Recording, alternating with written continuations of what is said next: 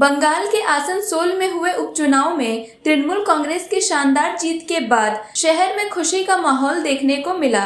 INTT-UC नेता राजू अहलूवालिया के नेतृत्व में तृणमूल कार्यकर्ताओं ने विजय जुलूस निकाला।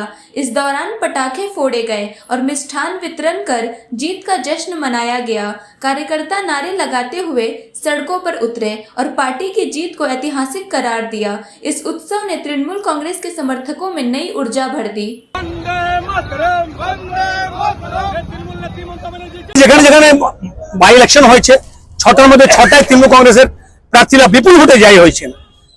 আর মানুষরা ঠিক করে নিয়েছেন এই যে মানুষ মারা নীতি নিয়ে যে বিজেপি চলছিল, এই জাতপাতের রাজনীতি, জনগণ বিরোধী কাজ করে বিজেপি যেভাবে জুমলাবাজি করছিল, ভারতবর্ষ যেদিন থেকে আজাদ হয়েছে, স্বতন্ত্রতা হয়েছে, এরকম জুমলাবাজ পার্টি, এরকম ধাপ্পাবাজ, এরকম মিথ্যাবাদ, জনগণ বিরোধী কোন পার্টিকে আজ পর্যন্ত মানুষরা দেখেননি। তো বিজেপি, কংগ্রেস, সিপিএম তাদেরকে আজকে পশ্চিমবঙ্গ যে ৬টা বিধানসভা নির্বাচনে জনগণরা, ভোটাররা জানিয়ে দিয়েছেন যে পশ্চিমবঙ্গের পবিত্র মাটিতে মা মাটি মানুষের নেত্রী মমতা বন্দ্যোপাধ্যায় ছাড়া, তৃণমূল কংগ্রেস ছাড়া কারো কোনো স্থান নেই। আজকে উনি প্রমাণ করেছেন।